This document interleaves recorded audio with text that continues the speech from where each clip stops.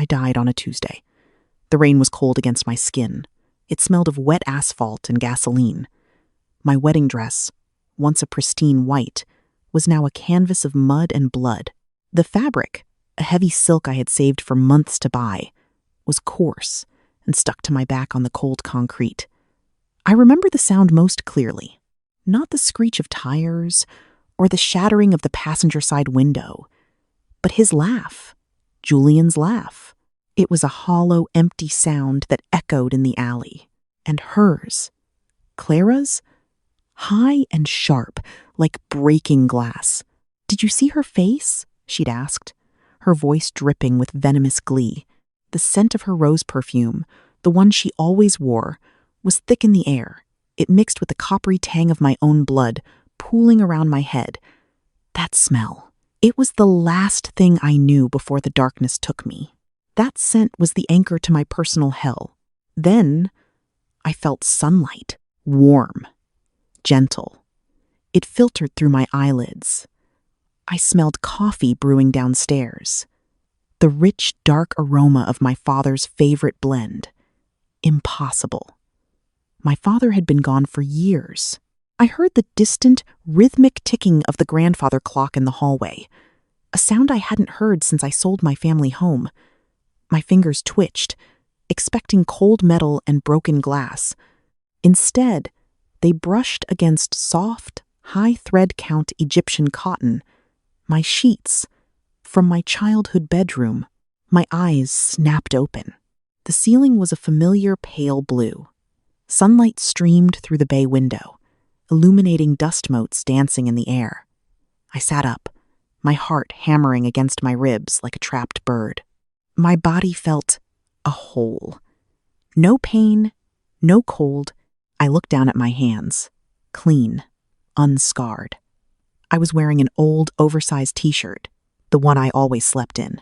I scrambled out of bed. My bare feet hit the cool, polished hardwood of my old room.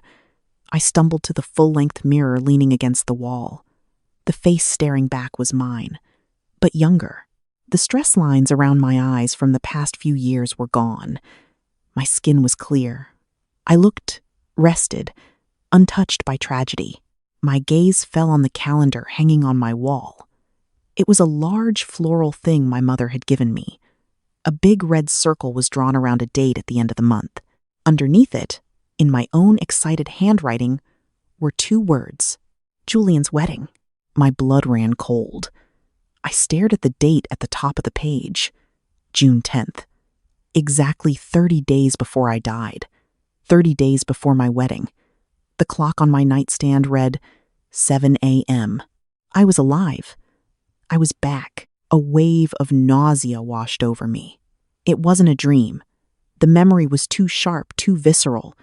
The cold concrete, the smell of roses and blood, his laugh. It was branded onto my soul. I wasn't saved. I was given a second chance. A chance for something I didn't have in my past life. A chance for revenge. A cold, calm clarity settled over me. The panic receded, replaced by an icy resolve. There would be no tears this time, no desperate pleas. No running away in a wedding dress, only to be run down in an alley.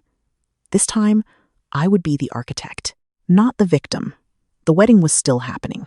Oh yes, but I would not be the bride. And the ending would be very, very different. What happened next would change everything for them. The floorboards creaked as I walked to my closet. I pulled out a simple pair of jeans and a gray cashmere sweater. The fabric was soft against my skin, a comforting, tangible sensation. I pulled my hair back into a tight, severe ponytail. The woman in the mirror looked different now. The softness was gone. Her eyes held a chilling stillness. She knew things. Horrible, wonderful things. Downstairs, the source of the coffee smell was my mother, humming a cheerful tune in the kitchen. She turned as I entered, her face lighting up. Morning? Sunshine? Big day today. You're meeting with the caterer. Her perfume was a soft, lilac scent. It was the smell of home, of safety. It was a stark contrast to the cloying rose perfume that haunted my memory. I took a deep breath, anchoring myself to this moment. This reality. I canceled it, I said. My voice was even, calm. My mother stopped humming. She set the coffee pot down on the quartz countertop with a sharp, resonant thud. Her hand trembled slightly, the only sign of her shock. Her eyes, however, went cold with calculation and immediate damage control. Eleonora, do you have any idea what you're saying? The invitations have been sent. The deposits are non-refundable. Think of our family's reputation. The family's reputation will survive, I said, walking to the cabinet to get a glass for water. The scrape of the cabinet door was loud in the sudden silence. My sanity might not. I didn't offer an explanation. I didn't need to. Not yet. Explanations were a vulnerability. They invited arguments and negotiation. My decision was not negotiable. It was a fact, a new, unshakable pillar in this rewritten timeline. She had no idea what I was truly planning. The phone rang 2 hours later. I was in my room, on my laptop, the metallic shell cool beneath my fingertips. The caller ID flashed. Julian. I let it ring. Once, twice, 3 times. I watched the screen, my heart beating a slow, steady rhythm. On the 4th ring, I answered. Nora? What the hell is going on? His voice was tight with annoyance, not concern. Your mother called me. She's hysterical. Said you canceled the wedding. The sound of his voice didn't make me flinch. It didn't bring tears to my eyes. It was just a sound. Data. The scent of his sandalwood cologne, a phantom smell from my memory, pricked at my senses. The cologne of a liar. I did, I said. You did? Just like that? No discussion? We have deposits down on everything, Nora. The venue, the flowers. That sounds like your problem, I said, my voice as cool as the metal of my laptop. There was a stunned silence on the other end. In my previous life, I would have been apologizing. I would have been frantic, trying to soothe his ego, terrified of his anger. The old me was a doormat. The new me was made of steel and ice. My problem, he sputtered. This is our wedding. No, I corrected him gently. It was my family's money paying for your fantasy. Now, it's not. I've already drained my family's funds from the joint account and flagged it with the bank's fraud department for unauthorized business transfers. Your problem now. The silence on the line was now heavy.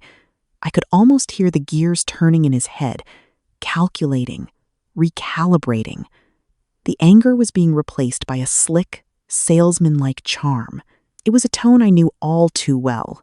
Baby, talk to me, he cooed. Did I do something wrong? Whatever it is, we can fix it. I love you. You know that. I almost laughed. It was a dry, humorless sound. I'm not having this conversation, Julian. Is this about the bachelor party? Because I told you, nothing happened. Goodbye, Julian, I said, and I hung up. I placed the phone down on the desk. It immediately began to vibrate again. I watched it buzz against the polished wood, a frantic, angry insect. I didn't silence it. I just let it go. Each unanswered call was a small victory, a tiny crack in his perfect facade. The real prize wasn't Julian. He was just a greedy, handsome fool. The prize was the life he thought he was getting, the life my family's name and money would have bought him. And the person who wanted that life even more than he did was about to make her entrance. The doorbell rang an hour later. I knew who it was before I even saw her car in the driveway. I could almost smell the roses through the closed door. I walked down the stairs, my hand gliding over the cool, smooth banister. I opened the door.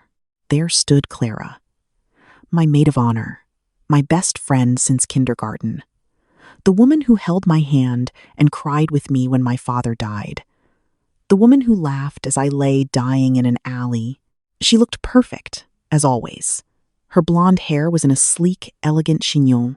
She was wearing a cream-colored silk blouse that probably cost more than my first car. Her face was a mask of worried concern, but her eyes held a flicker of something else, a sharp, predatory glint.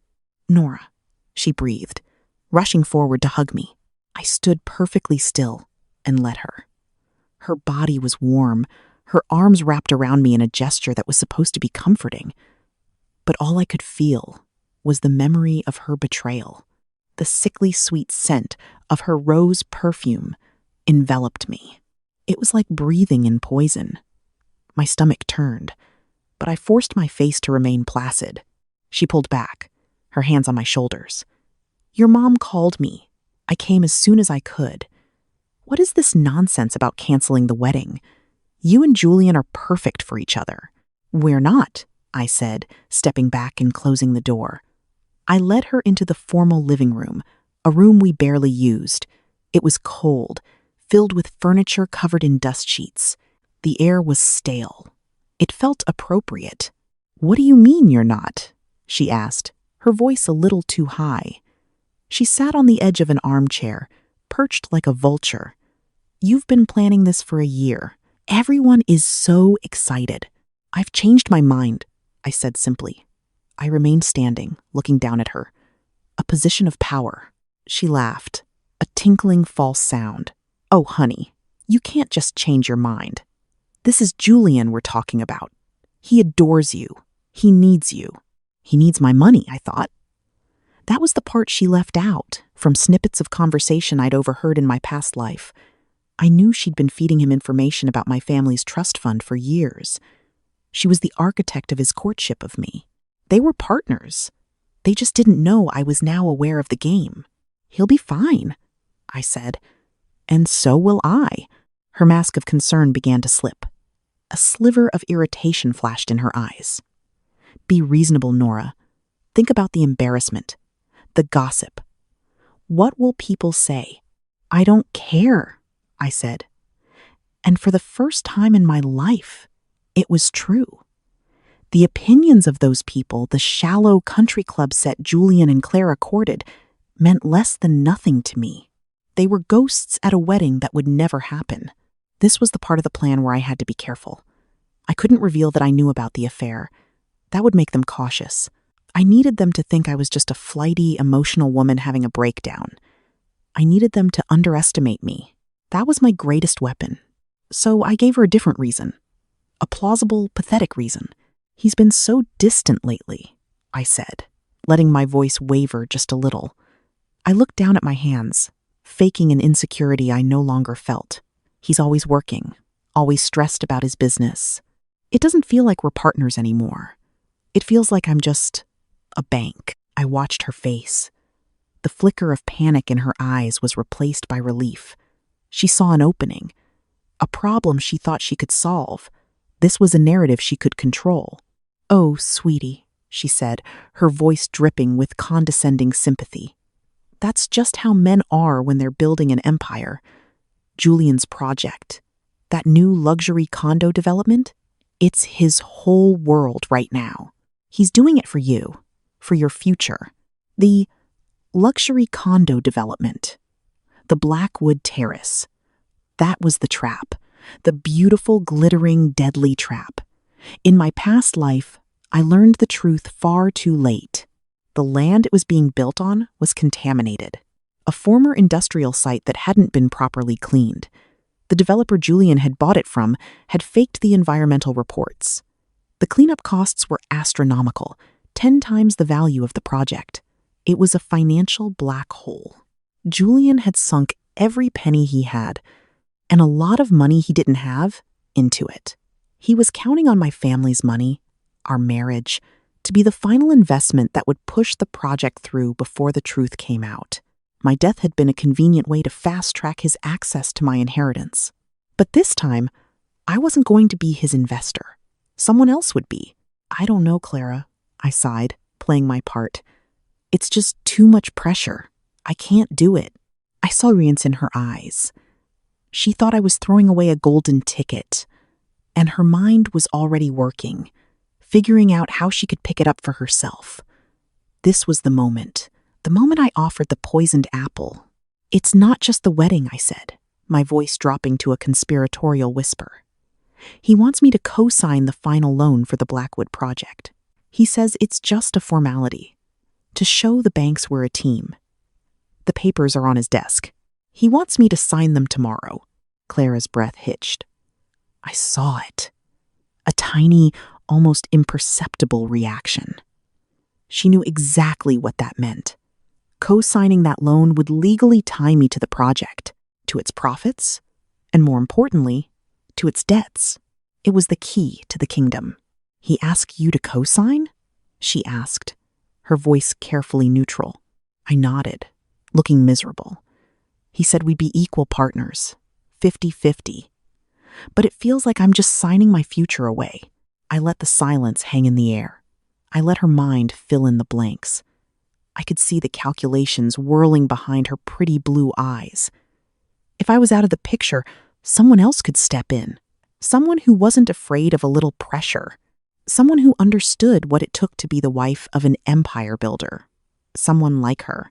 "Well," she said, standing up and smoothing down her silk blouse, "if you're really sure, Nora, then I support you. Your happiness comes first." The lie was so bald, so transparent, it was almost beautiful. She kissed my cheek, her lips cool against my skin. The scent of roses was overwhelming. "You get some rest. Don't worry about Julian. I'll talk to him." I knew what that meant. She wasn't going to talk to him. She was going to run to him. She was going to tell him that the silly, emotional heiress had cracked, but that she, Clara, was there to pick up the pieces. All the pieces, including the 50% partnership in a gold mine that was actually a landmine. I closed the door behind her and leaned against it. The cool wood felt solid at my back. I took a deep, steadying breath. The first piece of the trap had been laid. The bait was in the water, and the sharks were circling. But that wasn't the worst part of their plan. The worst part was something I only discovered after my death. A secret about the Blackwood project that made it more than just a financial disaster. It was a criminal one, and I had exactly 30 days to make sure that truth came to light. The ticking clock wasn't just for them. It was for me, too. That night, I didn't sleep in my childhood bed. I packed a small bag, just the essentials. I wrote my mother a short, simple note. "I need some space. I'm safe. I'll call you in a few days." Then, I made one phone call to a number I had memorized in my past life, a number that belonged to a man named Mr. Davies. He was my grandfather's lawyer, a quiet, ruthless man who had been forced into retirement by Julian's legal team after my family's company was taken over. He knew where the bodies were buried. Figuratively, of course. An elderly, gravelly voice answered on the second ring. "Davies." "Mr. Davies," I said, my voice steady. "This is Eleanora Vance. I believe it's time we talked about my grandfather's trust. Specifically, the Jericho Clause." There was a sharp intake of breath on the other end of the line. The Jericho Clause. It was a poison pill my grandfather had buried deep in the family trust. A clause that stated if any Vance heir married someone with outstanding business-related legal judgments or mechanics liens against them, the trust would be frozen for a decade. Julian had a string of them, hidden behind shell corporations. In my past life, I found out too late. This time, it was my opening salvo. "Miss Vance," he said, his voice now sharp and alert. "I've been waiting for this call for 5 years. Where and when? The game had begun, and I was no longer a pawn. I was the queen, and I was about to sweep the board clean. What happened next would be the start of their end. Mr. Davies's office was a time capsule. It smelled of old leather, aging paper, and pipe tobacco, though I knew he hadn't smoked in a decade. Sunlight, thick with dust motes, slanted through the tall, grimy window behind his desk. It illuminated a landscape of precariously stacked legal books and manila folders. A heavy mahogany clock on the wall ticked with a slow, deliberate rhythm. It was the sound of impending doom, or, in my case, of meticulously planned justice. I sat in a hard-backed leather chair that creaked every time I moved. The leather was cracked and cool against my back. Mr. Davies peered at me over a pair of gold-rimmed spectacles. His eyes were a pale, watery blue, but they missed nothing. He was a relic from an era when law was a craft, not just a business. He was loyal to my grandfather, and by extension, to me. "The Jericho clause," he said, his voice a low rumble. He tented his gnarled fingers. The skin on his hands was thin, like parchment. "Your grandfather was a very clever man. He was also a deeply suspicious one. He never liked Julian. He said the boy's smile didn't reach his eyes." "My grandfather was an excellent judge of character," I replied quietly. "Indeed." He slid a thick, leather-bound document across the massive oak desk. The movement was silent. He embedded it in the secondary charter of the family trust. It's ironclad. If you were to marry Julian, given his current financial state, which I've taken the liberty of investigating this morning, is precarious at best, the trust's assets would be locked down, completely inaccessible to you or anyone else for a period of 10 years. I nodded. "And the liens?" A thin smile touched his lips. "Julian has 3 active mechanics liens against his primary holding company for the Blackwood project. He's also a named defendant in 2 pending lawsuits from disgruntled investors on a prior venture. He's hidden them well, behind a series of shell LLCs, but they are matters of public record. If you know where to look." He tapped a thin folder next to the trust document. "I always know where to look." This was the first phase of my direct assault. A legal firewall. Julian thought marrying me was his safety net. The Jericho clause turned that net into a cage. He couldn't touch my family's money. More importantly, he couldn't use the promise of it as leverage with his lenders anymore. But he didn't know that yet. That pleasure would come later. "I'm not going to marry him, Mr. Davies," I said, "but I want you to draw up a notice. A formal declaration of intent to invoke the clause. Have it ready to serve to his legal counsel. We won't send it yet. We wait for the right moment. Timing is everything," he agreed, his eyes gleaming with professional appreciation. "There's more," I said. I slid a small, heavy object across the desk. It was a key, a simple, old-fashioned brass key. "This is for a storage unit in my name. Inside, you'll find 3 boxes of documents from my father's old office.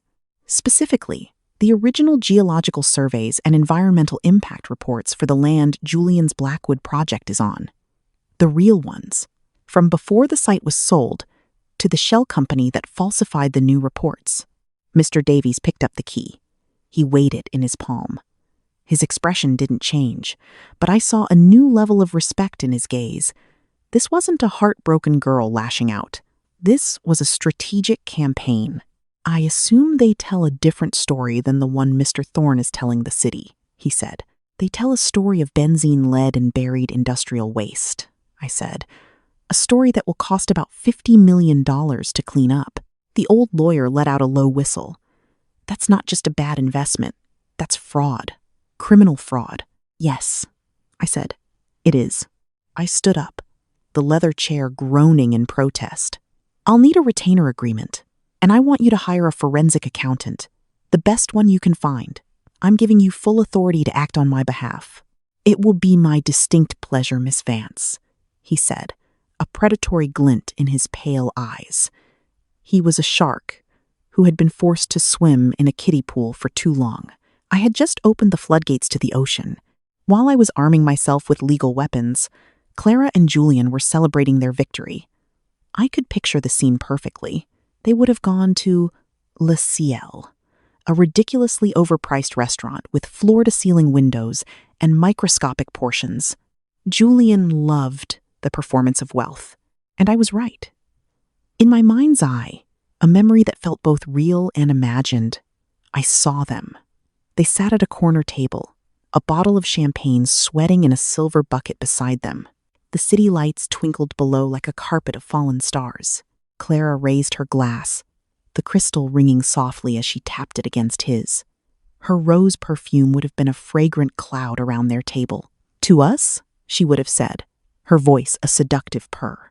And to our new partnership? Julian's smile was blinding. He wore his favorite watch, a platinum monstrosity that was a little too large for his wrist. He probably reached across the table and took her hand. His thumb would stroke her knuckles. To us, he'd agree. Poor Nora. She just couldn't handle the pressure. She's too fragile for this world. It's for the best, Clara would say, her face a perfect portrait of false sympathy. She'll be happier settling down with someone simpler while we build an empire. They drank their champagne. They ate their artfully arranged food. They laughed. And all the while, they had no idea that the foundation of their new empire was not solid rock, but poisoned, unstable earth. They were dancing on a landmine, and my hand was on the detonator. They thought I'd given them a kingdom. I'd handed them a shovel and told them to start digging their own graves. I didn't go back to my mother's house. Instead, I drove to a part of the city I hadn't visited in years. The streets were narrower here, lined with old brick buildings and laundromats that smelled of warm bleach. I rented a small second-floor apartment above a flower shop. It wasn't much. 1 bedroom, a tiny kitchen, and a living room with a window that looked out over a tangle of fire escapes. But it was mine. It was anonymous. The air smelled of potting soil and damp greenery from the shop downstairs, a clean, earthy scent that was the antithesis of Clara's roses. I bought a cheap mattress, a coffee pot, and a single sturdy chair. I slept better on that mattress than I had in years in my luxurious king-sized bed next to Julian. For the next 2 weeks, I built a new life in the shadows. By day, I worked. I got a job at a small, independent nursery on the outskirts of the city. The owner was a woman named Martha, with hands as gnarled as old roots and a gaze as steady as the horizon. She didn't ask questions. She just handed me a pair of thick canvas gloves. The work was hard. My hands, once soft and manicured, became calloused. I had dirt under my fingernails for the first time in my life. The sun warmed my back. The physical labor was a balm, grounding me in the present. It was a life of tangible things: soil, water, sunlight, growth. By night, I worked on my revenge. My war room was the small wooden table in my kitchen. My weapons were a burned phone and a second-hand laptop. Mr. Davies had connected me with a private investigator, a former journalist named Frank. He was discreet and thorough. My first instruction to him was simple: tail Julian and Clara. I wanted photos. I wanted videos. I wanted proof of their affair, delivered in a neat, undeniable package. One evening, I sat at my laptop, the screen's glow illuminating my face in the dark room. An email from Frank arrived. The subject line was "package." Attached were dozens of photos. Julian and Clara leaving a hotel together, their arms linked, kissing in his car. Her entering his apartment late at night and not leaving until morning. The images were clear, professionally shot. They made my stomach clench, not with pain, but with a cold, thrilling satisfaction.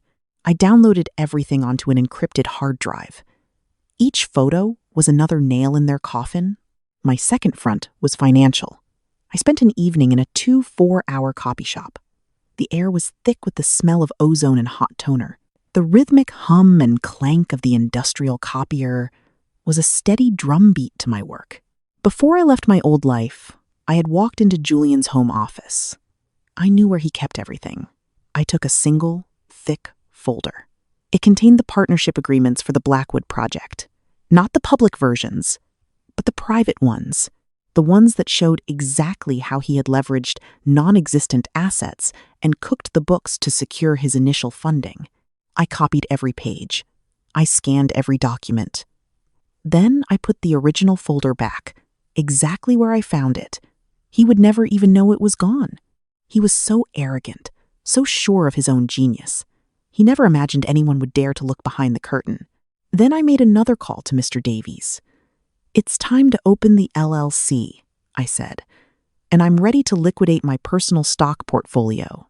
It wasn't family money. It was my own, built from a small inheritance from my grandmother that I had invested wisely over the years. It was a significant sum, money Julian knew I had, but never knew the true extent of. I transferred every last cent into the new anonymous LLC. My life was now a fortress. My assets were untouchable, hidden behind a legal wall that Julian couldn't breach. The first crack in their perfect world appeared exactly 16 days after I vanished. Julian was on the Blackwood construction site.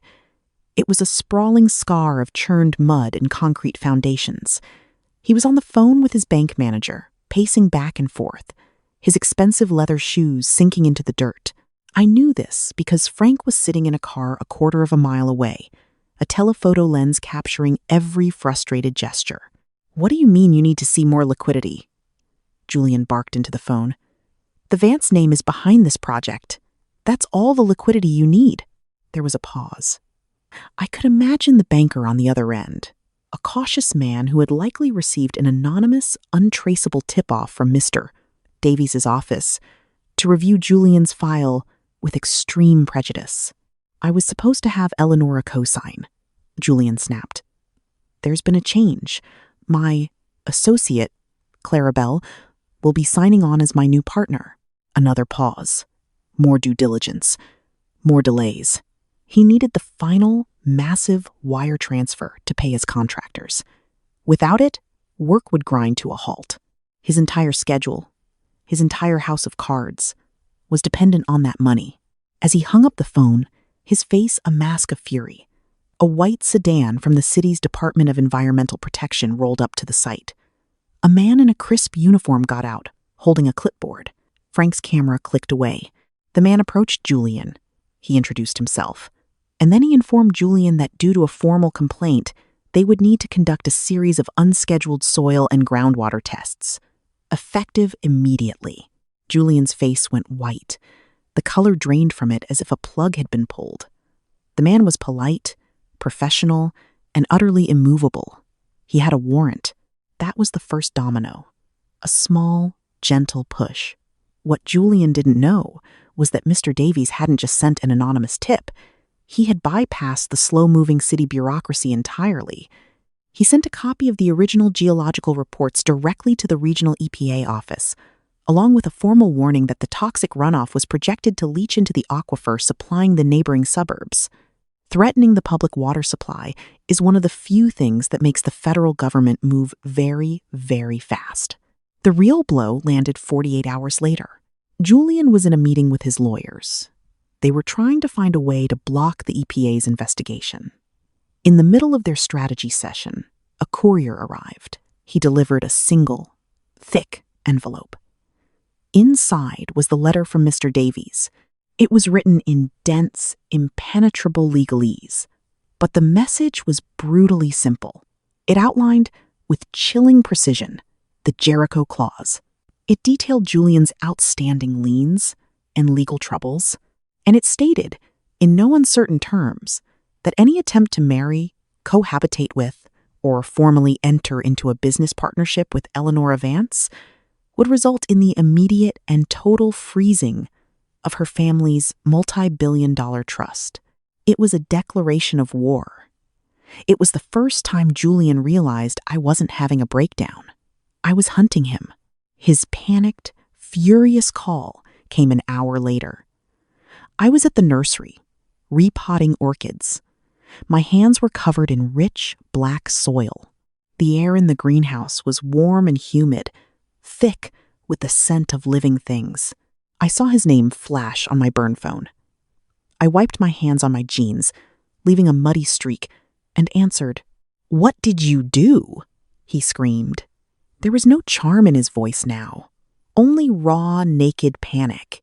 "I have no idea what you're talking about, Julian," I said calmly. The sound of his fury was like music. "Don't play dumb with me, Nora. This legal bullshit from some fossil named Davies? The Jericho Clause? Are you trying to ruin me?" "Ruin you?" I asked, my voice laced with a faint, mocking curiosity. I thought you were building an empire. Surely an empire can withstand one little letter. I heard him take a ragged breath. He was trying to get control, trying to shift tactics. Nora, baby, listen to me, he said, his voice dropping to that fake, intimate tone. It made my skin crawl. You're not thinking clearly. You're upset. I get it. But this is hurting both of us. Let's just meet. Let's talk this through. There's nothing to talk about, I said. I looked at the beautiful, delicate orchid in my hands. Its petals were a pristine white. I'm starting a new life, Julian. One that doesn't include you. Is it about Clara? He blurted out. If this is about her, I can explain. I don't care about Clara. I lied smoothly. I'm just done. With you. With that whole life. It's over. I hung up. I placed the phone on the potting bench and went back to my orchids. But my hands were trembling slightly. Not from fear, but from adrenaline. The beast was wounded. It was cornered. And now, it would do something stupid. It would do something desperate. And I would be there to watch. The best part was, he still didn't know the worst of it. He had no idea about the evidence I held, or that the ground beneath his feet was literally poison. His panic was just beginning. The desperation I was counting on arrived in the form of Clara. She didn't call. She showed up. Not at my mother's house, but at my small, anonymous apartment. I never found out how she found me. Perhaps she hired her own investigator.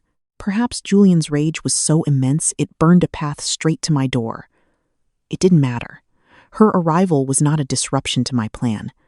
It was a plan for contingency. I heard the frantic pounding on my door one evening. It was a hard, angry sound, the antithesis of the gentle rain pattering against my window pane. I was sitting at my kitchen table, reviewing the forensic accountant's preliminary report. The numbers on the screen painted a beautiful picture of embezzlement and fraud. When I opened the door, she was a storm in human form. Rain had plastered her perfect blonde hair to her skull. Her mascara was running in thin black rivulets down her cheeks, like tear tracks of ink. The expensive silk blouse she wore was soaked through, clinging to her skin. The smell of her rose perfume was soured by the damp, a cloying, funereal scent. "You bitch," she hissed. The words were low and guttural. The mask of the concerned best friend had been ripped away, revealing the snarling, greedy animal beneath. I leaned against the doorframe, my arms crossed. I didn't invite her in. "Clara, you look terrible. Don't you play innocent with me," she seethed, trying to push past me into the apartment. I didn't move. I was rooted to the spot, a calm island in her tempest. This legal trick, the Jericho clause. Julian told me everything. "You're trying to destroy him." "No," I said, my voice quiet. "I'm just protecting myself. Something you taught me I needed to do." Her eyes narrowed. For a second, she looked confused. Then the rage returned. "He loves me, you know. He never loved you. You were just a means to an end. A fat, sad piggy bank he was forced to tolerate. He told me so himself. The words were meant to hurt. In my past life, they would have shattered me. Now, they were just confirmation. Data points in a long-completed equation. I felt a strange, detached pity for her. She was swinging at a ghost. "Is that all?" I asked, my tone bored. My nonchalance infuriated her more than any screaming match could have. "No, it's not all!" she shrieked, her voice cracking. "He needs that money. The project is everything. We were supposed to be partners. You've ruined it. You've ruined everything." "The project was a sham from the beginning, Clara," I said. The rain was getting heavier, a relentless drumming on the fire escape outside my window. "The land is toxic. The reports were faked. Julian didn't buy a gold mine. He bought a Superfund site, and he used you, just like he used me, to try and stay afloat." She stared at me, her mouth slightly agape. Rainwater dripped from the end of her nose. I saw the denial warring with a new, dawning horror in her eyes. She knew, on some level, that I was telling the truth. She had probably seen the desperation in Julian's eyes. heard the lies in his voice, but she had chosen to ignore it, blinded by greed. "You're lying," she whispered, but the conviction was gone. "Am I?" I asked. "Ask him. Ask to see the real environmental surveys." "Oh, wait, you can't, because I have them." That was the moment. The moment the last vestiges of her hope died. Her face crumpled. The anger and the bravado dissolved, leaving behind a pathetic, rain-soaked creature. She had bet everything on a man who was a black hole of debt and deceit. She had betrayed her oldest friend for a fantasy, and it was all turning to ash. "Why are you doing this?" she sobbed. I looked at her, at the woman who had laughed as I bled out on the pavement, and I felt nothing. No anger, no satisfaction, just a vast, cold emptiness. "You set the rules of the game, Clara," I said softly. "I'm just playing it to win." I closed the door in her face. I didn't lock it. I didn't need to. I knew she wouldn't try to come in again. I listened as her sobs faded, replaced by the sound of her footsteps retreating down the stairs. The battle was over. The war, however, was just entering its most violent phase. The news from the EPA came a week later. It was a public report, a dry, technical document that was a bombshell disguised as bureaucracy. The soil and groundwater at the Blackwood Terrace site showed levels of contaminants that were, in the report's understated language, significantly above acceptable state and federal limits. All construction was halted indefinitely. The site was cordoned off with bright yellow tape that read, "Caution hazardous waste." The story was picked up by the local news. At first, it was a small article buried in the business section, but Frank, my investigator, made sure the right reporters got a copy of the original geological surveys, the ones that proved the developer who sold the land to Julian, and by extension Julian himself, knew about the contamination all along. The story exploded. Blackwood Terrace. "Dream development or toxic nightmare," screamed one headline. Julian's handsome, smiling face was plastered next to photos of men in hazmat suits. His investors panicked. His lenders, who had already been spooked, now saw him as radioactive. The calls he had been dodging for weeks turned into a flood of legal threats. Every line of credit he had was frozen. His business accounts were drained by automatic withdrawals from panicked partners. He was financially ruined. But I wasn't done. The second wave of the assault was public humiliation. I gave Frank the green light. He created an anonymous, untraceable blog. The first post was titled, "The Real Love Story of Julian Thorne." It featured, in high-resolution detail, the photos of him and Clara, kissing in his car outside her apartment, checking into a boutique hotel known for illicit afternoon liaisons, walking hand in hand through a park, looking for all the world like a happy couple, while he was engaged to me. The post went viral in the small, insular world of our city's elite. It was forwarded in countless emails, screenshotted, and shared in gossiping text chains. The same people who were supposed to be at our wedding were now feasting on the schadenfreude of his spectacular implosion. His reputation, the one thing he had cultivated with such meticulous care, was incinerated overnight. He was no longer a charming real estate mogul. He was a fraud, a cheat, and a fool. Simultaneously, Mr. Davies served the papers, not just to Julian, but to every one of his remaining business partners and lenders. The notice of my intent to invoke the Jericho Clause. It was a legal kill shot, making it clear that the Vance family safety net he had always hinted at was not only gone, it had been turned into a weapon against him. I watched the fallout from my small apartment, a ghost observing the destruction of a world I had once inhabited. I drank cheap coffee that tasted of burnt earth and watched the news reports on my laptop. I saw Julian trying to push through a throng of reporters outside his office building, his face pale and drawn. The confident swagger was gone. He looked like a cornered animal. His expensive suit was wrinkled. He hadn't shaved. He tried to salvage things. He held a press conference. He stood at a podium, his hands gripping the sides so tightly his knuckles were white.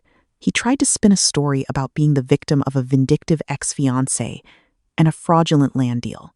He tried to project strength and control.